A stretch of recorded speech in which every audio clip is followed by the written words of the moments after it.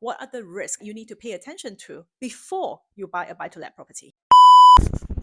Hi, so we're going to talk more about properties today. I have been asked a lot of questions about buy-to-let. I think there's still a lot of people out there who are really interested in building passive income through buy-to-let. I know in a lot of my previous videos, I didn't really give buy-to-let a lot of credit. I think I just really wanted to stress the risk of buy-to-let. Buy-to-let is a form of investment that you could potentially make good money, but there are a lot of risks that you have to pay attention to, and there are a lot of conditions that will make either a buy-to-let really profitable or it becomes a nightmare for you and it becomes a cash drain. So I thought, why not produce a video that talks about what are the risks that you need to pay attention to before you buy a buy-to-let property.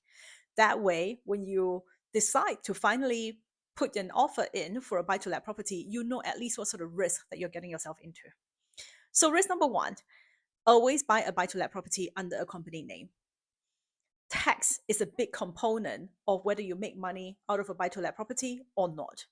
And the personal tax treatment versus the company tax treatment is very different here in the UK. Is not beneficial for an individual investor to buy a buy-to-let property under your own name unless the buy-to-let property is quite cheap and you are planning to hold it forever. But forever is a very fraught term in real estate because at some point you die, so nothing is forever. So you always need to think about exit strategy. And if you were to buy a buy-to-let property under your own name, both the entry point and the exit point are just not in your favor from a tax perspective. So always, always, always learn how to register a company so that you can buy a buy-to-let property under a company name. So that's point number one, the risk that you have to pay attention to. Point number two, interest rate and also what sort of repayment scheme you're looking at. In the UK, you could choose an interest-only payment where when you borrow a sum of money from the bank and you don't pay down the money that you borrow from the bank, you just pay interest on the use of the money. Or you could use a repayment scheme where you gradually pay down the money that you borrow from the bank. I am very financially prudent. I would, if I ever buy a buy-to-let property, I would go with a repayment scheme where I pay down the mortgage every month, as well as the interest on top. I know a lot of buy-to-let properties investor here in the UK, they choose an interest-only payment, which means they take home a lot more money at the end of the month.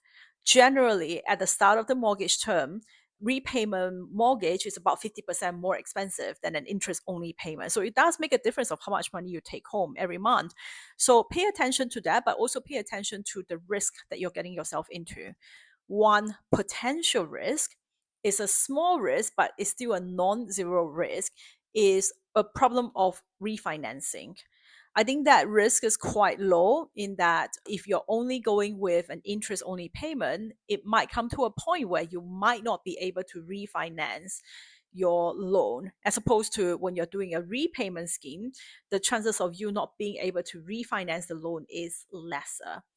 That's my personal opinion. I know there are some people out there who would have a vastly different opinion from me, but I am being just financially prudent and I'm just highlighting that this is a potential risk that you need to pay attention to.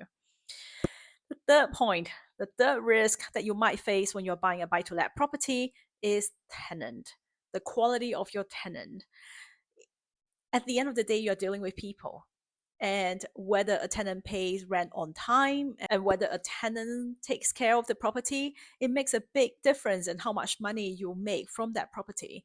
And I'm always really careful, and I always advise my friends that if a tenant has a slight chance of not paying the rent, just don't take that tenant in. Because once you invite a bad tenant in, it's a lot more difficult to ask the tenant to leave, if not near impossible, unless the tenant don't pay rent. And even if the tenant is arrear in rent, it still takes a minimum 4 to 8 months to get the tenants out, because you have to send in a bailiff, you have to take the tenant to court. It's just a lot of emotional stress and definitely not worth it. So when you buy a buy-to-let property, look at the area. Is this an area where there might be a lot of tenants who don't pay rent on time? And this is one homework that you have to do when you shop for a buy-to-let property. Look at the area. Look at what sort of tenant profile the area has. Point number four, buy the right property. Always look through the fine print. I have seen overseas investors where they buy new build properties where the gross yield is 7 to 8%. And then when they look at the fine print, they realize, oh, but that doesn't include service charge, ground rent, agency fees, which is easily 12% of the rental income that you take in. So when you add all of that in, sometimes these investors are only taking home 3 to 4% every year. And you go, well, why do I have to go through all that trouble of taking home 3 to 4% based on the deposit that they have put in and they're still leveraging? It just doesn't make sense. So really look through the fine print on all these different details. So the yield, just really learn how to calculate gross yield versus net yield. And maybe I'll do a video explaining in detail what is gross yield and what is net yield. So if you would like me to do a video like that, just leave a comment below and I might get around to do that. It's gonna be a bit geeky, but that's how you learn and that's how you make money. The other point about buying the right property, how much renovation is required of that property? Does it require major refurbishment, or does it require just, a lick of paint? Or maybe this is good to move in because maybe the previous investor already have tenant living in that property and paying rent on time. So really pay attention to all of this fine print because you don't want to have any nasty surprises when you buy a buy-to-let property, especially when this is your first one where your cash is very precious and tied up in this big investment.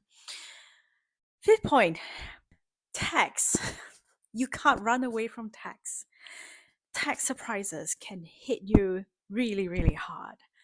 Even before you buy a buy-to-let property, remember to budget for stamp duty. A buy-to-let property that are less than £250,000, it attracts 5% stamp duty, and then it goes up in bands of 5% and 5% and 5%. So really check out what is your tax liability before you buy a buy-to-let property, because you can't borrow this stamp duty from a bank. It has to be cash up front. You need to budget for it. The other thing is capital gain tax. How long do you plan to hold the property for? Because when you sell it, part of this proceed has to go towards capital gain tax. That obviously eats into your return. The third tax is inheritance tax, and that's probably going to get worse as time goes on. If you plan to pass this property to your offspring when you pass away, remember to budget how much your offspring might need to set aside to pay for the inheritance tax. The last thing you want is your offspring inherited this beautiful property that is generating good revenue and profit, but he or she doesn't have the money to pay for inheritance tax. So really bear that in mind. I know it all sounded like doom and gloom. Can I possibly make money out of buy-to-let? It is hard, but it is possible. So what do smart investors do? Well, the first thing, register a company before you even think about buying a buy-to-let property. Second point, run your numbers. Run the financial calculation, how much stamp duty you might need to pay, what sort of interest expense it is, and on a year-to-year basis, how much maintenance cost you need to budget, how much do you need to pay an estate agent if you're not managing the property yourself. Also, any types of wear and tear that you might have to pay attention to. You might also have to budget in potential lull period when one tenant moves out, and then there is a lull period before the next tenant moves in. So really pay attention to that. I would rather you stay on the safe side of things so that you know what you're getting yourself into. The third point, make sure you buy a good property that is way below market value and you are fully aware of how much renovation might cost you in that property.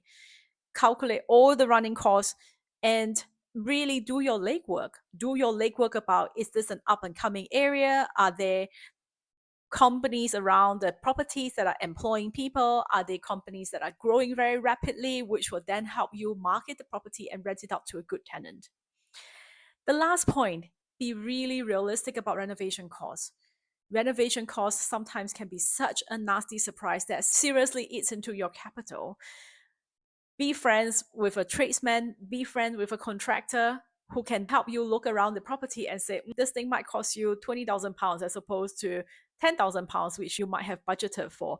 So really do all your homework. So if all of that hasn't put you off, you're interested in building a buy-to-let property portfolio, I would love to talk to you about how you can kickstart this journey. And my link is below. And you might ask, Vivien, why are you qualified to tell me about how to do a buy-to-let property? Well, I have over 10 years of real estate experience in the UK and Singapore and Shanghai, and I've worked as a property consultant for one of the largest real estate brokerage firms in the world. In addition to that, I'm also a Stanford trained negotiator, so I know how to get a good bargain for both myself and my clients. And with that, I wish you all the best in your buy to let property journey. If you like this video, please click a like and subscribe. It really makes a big difference to a new content creator like myself. It always puts a smile on my face when I have a new subscriber or a new like for my videos. So I'll see you again very, very soon. Bye.